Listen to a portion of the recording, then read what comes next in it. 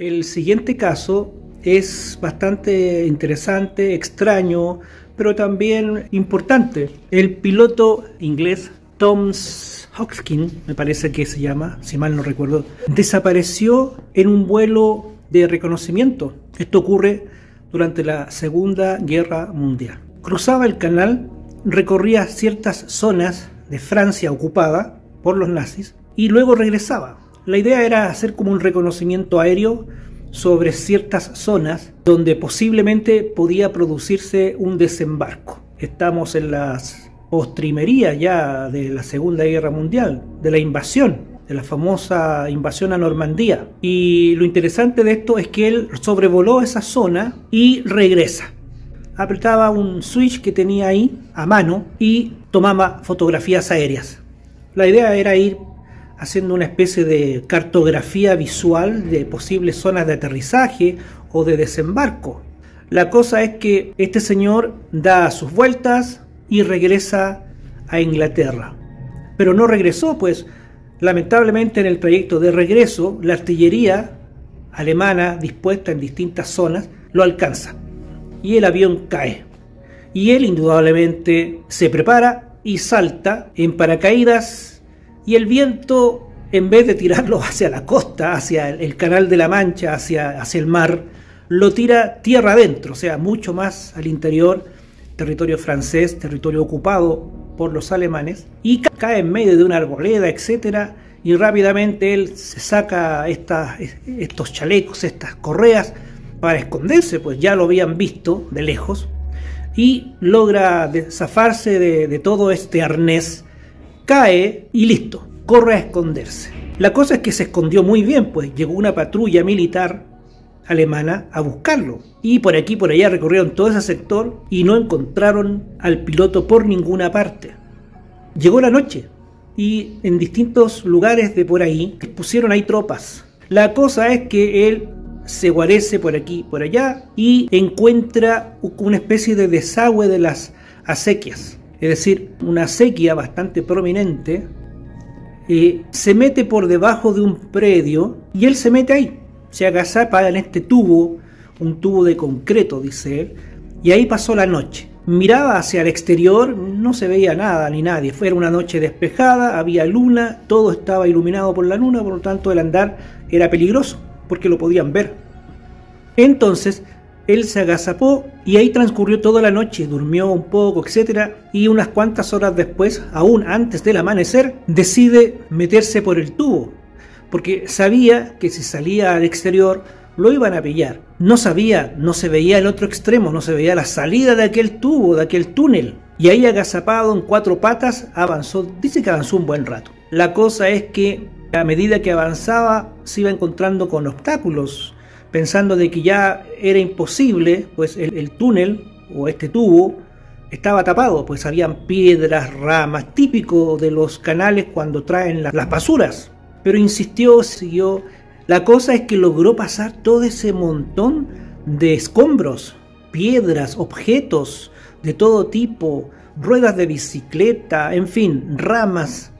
¿Para qué decir la pestilencia? Un olor horrible. Y más de la oscuridad tocar a lo mejor cadáveres de qué tipo de animales, tal vez ratas o no sé, restos humanos hasta pensó, porque el olor era insoportable.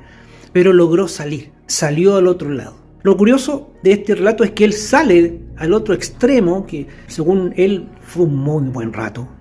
La cosa es que al otro lado ya el sol estaba puesto, ya el sol estaba en su cenit superior, o sea, él había salido casi de amanecer, se había internado por este agujero, por este túnel, y ya estaba a mediodía. Es decir, nunca pensó que se había demorado tanto en salir, o sea, el sol ya estaba en su cenit, alumbrando por todas partes.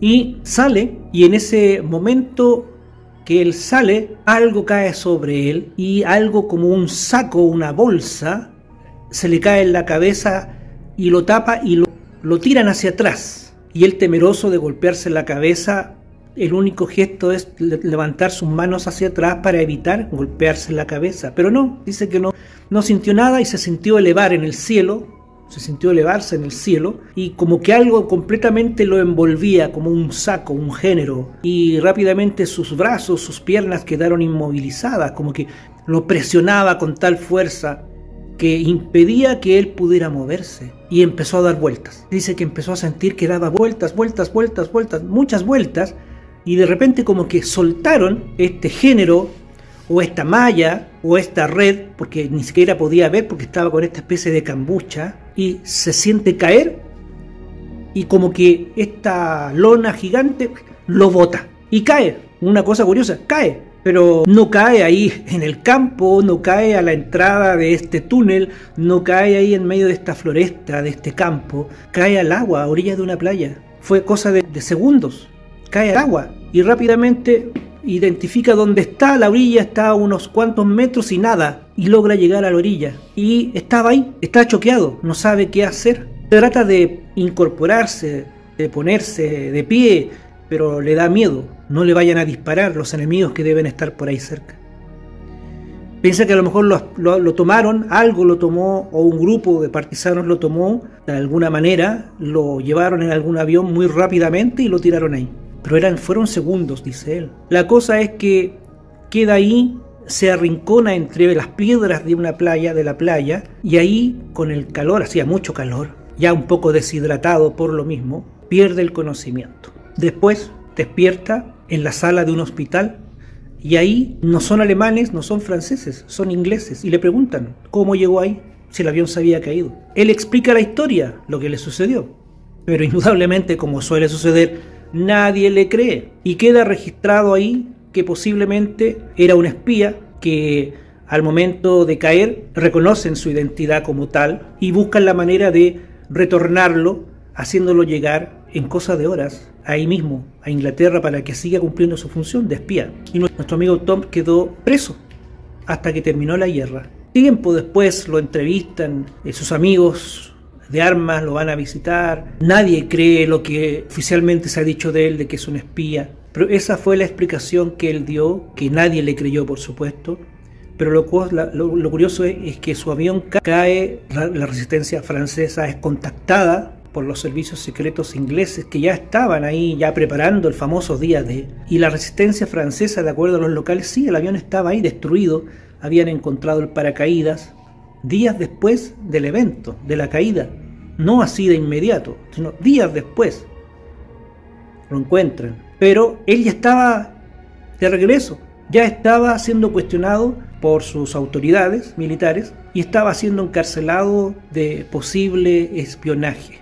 Y bueno, la misma resistencia francesa, a través de sus contactos y de su manera de comunicarse, manda información, mandó fotografías, incluso croquis de cómo estaba el avión, dibujos, porque fotografías era imposible, a través de diferentes personas que cruzaban el canal de distintas maneras, y lograron determinar que sí, que efectivamente el avión estaba caído, que había sido buscado por todo ese sector, por las tropas nazis. Pues se produjeron allanamientos y búsqueda en varias localidades cercas, y no lo encontraron.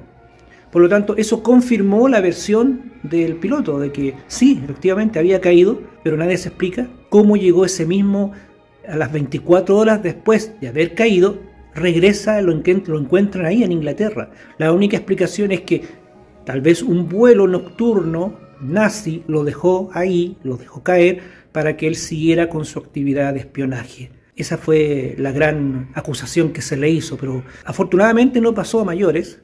La guerra terminó y recibió el respaldo de la resistencia, que incluso tenía contactos dentro de las mismas tropas alemanas y de la misma circunscripción francesa del pueblo, que acreditaba que sí, que lo estuvieron buscando. Interesante historia. Habrá sido una abducción tal vez, pero él lo único que recuerda es eso, que algo grande le tapó la cabeza, lo enrolló, impidiéndole moverse, como que lo fue apretujando fuertemente, como que ya no podía respirar, pero así dio unas vueltas rápidas y lo soltó. No hay explicación, no hubo explicación alguna. Y quedó ahí registrado como algo curioso dentro de lo que es la historia militar en Inglaterra. Cosas curiosas que pasan. Hasta pronto.